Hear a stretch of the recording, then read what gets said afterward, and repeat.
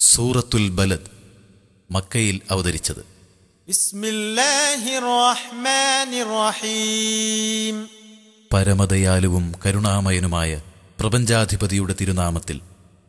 ലാ ഉഖ്സിമു ബിഹാദൽ ബലദ് വഅൻത ഹില്ലും ബിഹാദൽ ബലദ്.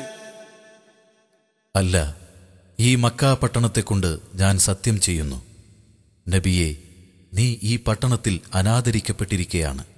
വവാലിദിൻ വമാ വലദ് ലഖദ് ഖലഖ്നൽ ഇൻസാന ഫീ കബദ് അയഹ്സബു അൻ ലൻ യഖ്ദിറ അലൈഹി അഹദ് യഖൂലു അഹ്ലക്തു മാലൻ ലുബദാ അയഹ്സബു അൻ ലം യറഹു അഹദ്.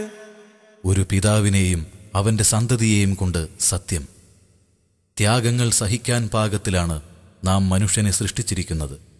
തന്റെ മേൽ ആർക്കും നിയന്ത്രണാധികാരമില്ലെന്നാണോ അവൻ കരുതിയിരിക്കുന്നത്? താൻ വമ്പിച്ച സമ്പത്ത് തുലച്ചുകളഞ്ഞുവെന്നവൻ വീമ്പു പറയുന്നു. അവനെ ആരും കാണുന്നില്ലെന്നാണോ അവൻ കരുതുന്നത്? അലം നജ്അൽ ലഹു ഐനൈനി വലിസാനൻ വശഫതൈൻ വഹദൈനാഹു നജ്ദൈനി ഫലഖ്തഹമൽ അഖബ. നാം അവന് 2 കണ്ണുകൾ നൽകിയില്ലേ, ഒരു നാവും 2 ചുണ്ടുകളും. വ്യക്തമായ 2 വഴികൾ അവന് നാം കാണിച്ചു കൊടുക്കുകയും ചെയ്തു. എന്നാൽ അവൻ ദുർഘടമായ പാത താണ്ടാൻ തയ്യാറായില്ല.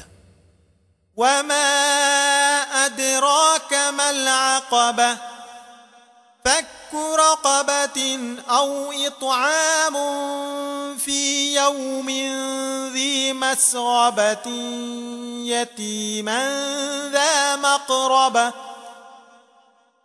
ഔ മിസ്കീനൻ ദാ മത്രബ ثم كان من الذين آمنوا وتواصوا بالصبر وتواصوا بالمرحمة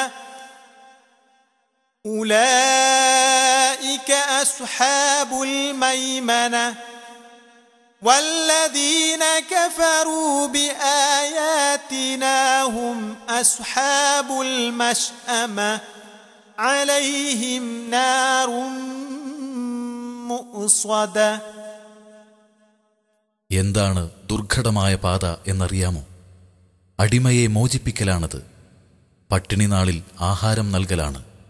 അടുത്ത അനാഥർക്ക്, കടുത്ത അഗതികൾക്ക്, പിന്നെ സത്യവിശ്വാസികളിൽ ഉൾപ്പെടുക. ക്ഷമ കൊണ്ടും കരുണ കൊണ്ടും പരസ്പരം ഉപദേശിക്കുകയും ചെയ്യുക. അവരാണ് വലതുഭാഗത്തിന് അവകാശപ്പെട്ടവർ. എന്നാൽ നമ്മുടെ ദൃഷ്ടാന്തങ്ങൾ തള്ളിക്കളയുന്നവർ, അവരാണ് ഇടതുഭാഗത്തിന് അവകാശപ്പെട്ടവർ. അവർക്കുമീതെ അവരെ മൂടിക്കളയുന്ന അഗ്നി വലയം ചെയ്യും.